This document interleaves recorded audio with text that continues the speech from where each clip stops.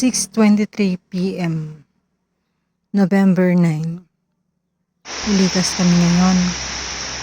So yan, sobrang tagal ko to na edit na voiceover kasi yun nga, kasagsagan nga na ito yung nadisgrasya ako, kaya ayan. Ay nako. Hindi talaga natin masasabi ang disgrasya, kaya medyo natagalan talaga yung ating pagbo-voiceover. Signal number 4 na ngayon dito. Ako pa lang yung mag-isa na evacuees, pero yung iba nga nandun sa kabila, nasa high school. Pero meron na naman daw ako makakasama. Wala pa yung susi.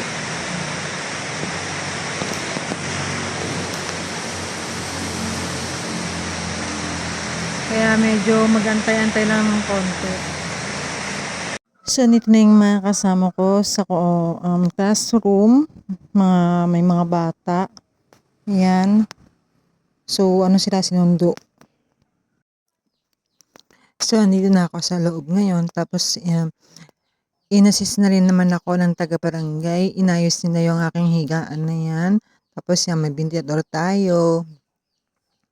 So, ngayon, upo-upo muna tayo dito. Tapos, andito na rin yung mga kasama kong sa pag-evacuate. Yan, yung mga bata. Signal number 4 ba naman maigi nang lumikas ka ng maaga kaysa kung kailan nandiyan ang tubig na rumaragas doon ka lang kikilos para mag-evacuate. So, ayan, inaantok na ako ng mga oras na yan. Yan, nahirapan pa nga ako dyan umupo kasi alam niyo naman, 'di ba, na-stroke nga tayo. So ayan. Mag-ayos-ayos tayo ng buhok muna saglit. Tapos tutulog na tayo. Super late ko na 'to ma-upload kasi talagang wala ako sa mood na mag-edit, mag-voice over kasi ito ngang nararamdaman ko sa aking siko. Yan, yung time na yan, yun, meron na akong yung pasa. So, ayan, nakapag-usap pa kami ng asawa ko na kinakamusta yung aking kalagayan sa evacuation center. At ayan nga, kagagaling niya na sa trabaho, madaling araw yung kanyang paso, kaya ayan, ginabi pa rin siya. Kasi sa dami ng deliver nila. Tapos, ayan, pagka minsan may pagka-kulit-kulitan kaming dalawa. Oh, 'di ba? Ganyan ako kakulit. Ganyan ako kakulit na kalog, kumbaga, sabi nga ng iba. At after ng usapan namin, syempre matutulog na rin siya, tsaka nakakain na rin siya. Ayan, inasikaso ko ng aking sarili at ayan, talagang inaantok na ako. Pero hindi ako makatulog kasi yung lakas ng hangin ay nagsisimula na siyang magparamdam si Yuan. Sino sa inyo yung hindi nakakatulog sa isang bahay o isang lugar na hindi sa inyo? Lumalakas na yung ulan.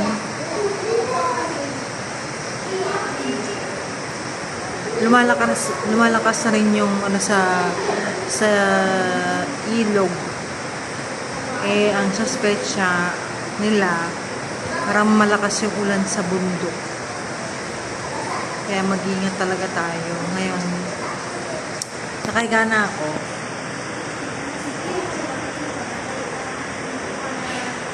Inaantok na ako. Narinig yun, guys. Ang lakas na ng ulan.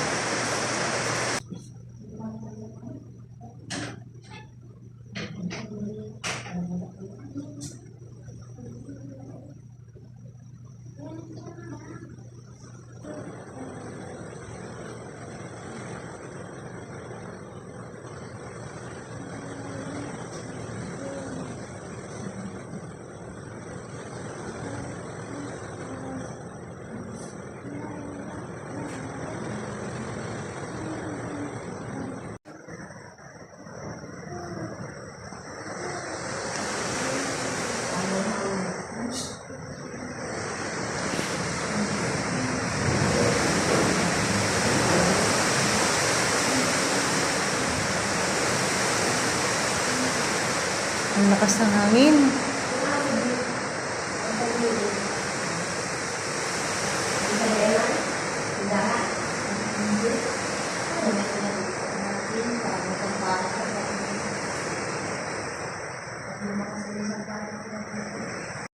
At ayun, tumayo na nga ako at talagang natatakot ako, lalo't mag-isa lang ako.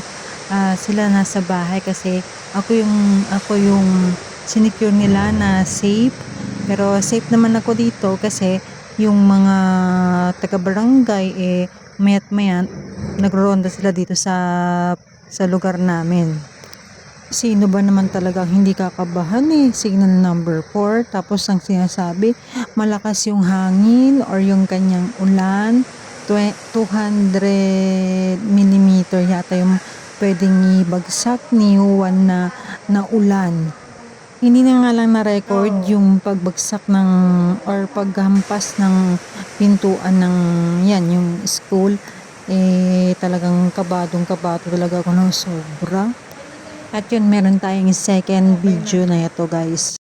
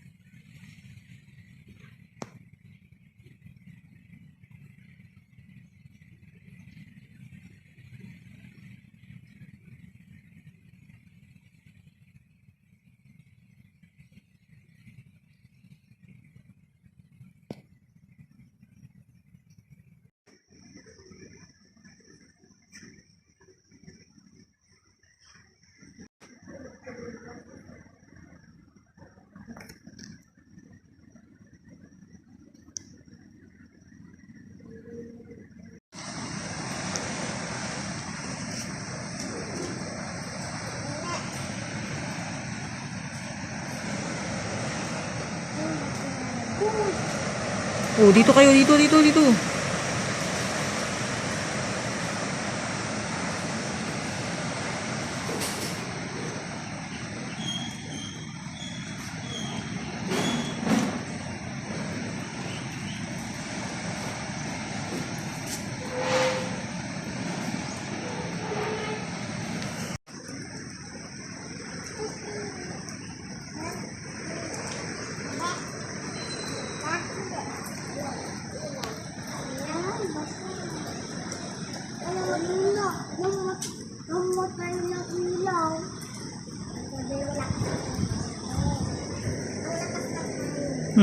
Sobra.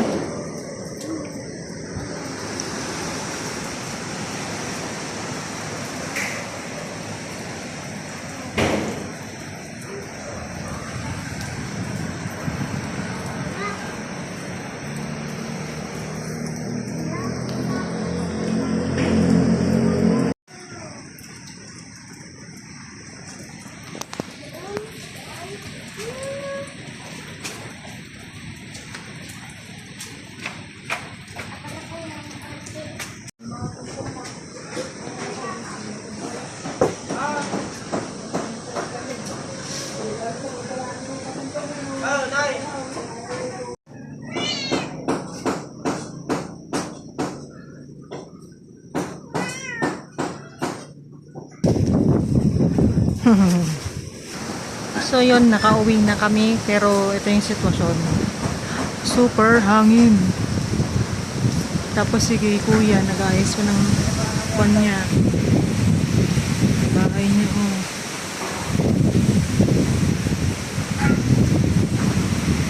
para kumatata.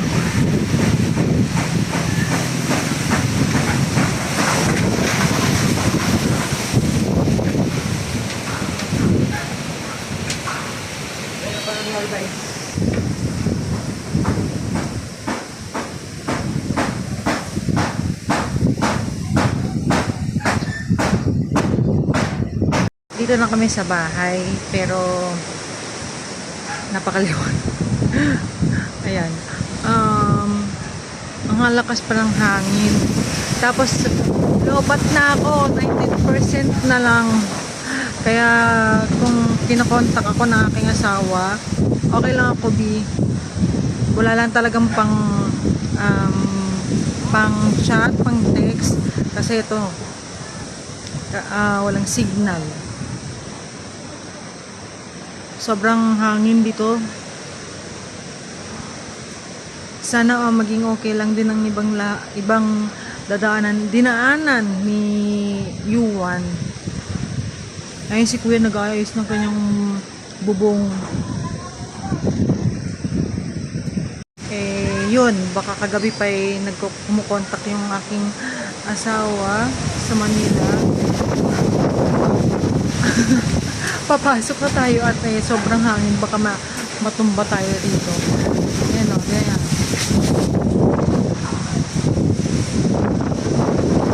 Cellphone din natin. So yun, papasok na tayo. Baka mamaya bilang mga humagis-hagis dyan na hindi natin alam.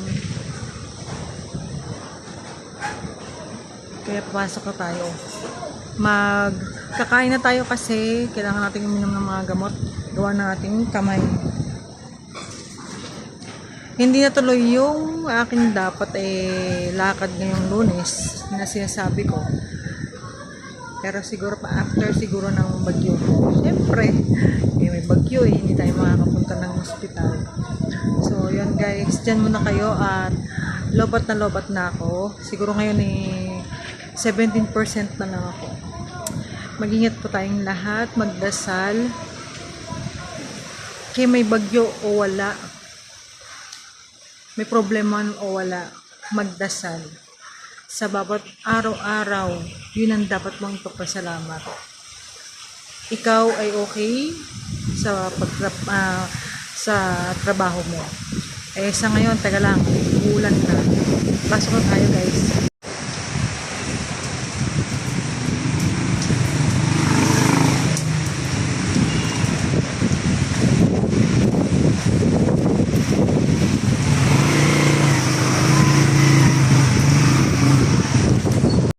Yan, dito rin yung mga aso. Meron tayong 5 yung anak niya, kaso namatay yung 3. Sabi ni nanay, matataba daw yung mga anak na ito. Pero ngayon, butsug. Butsug. Andyan din yung kanyang anak na isa.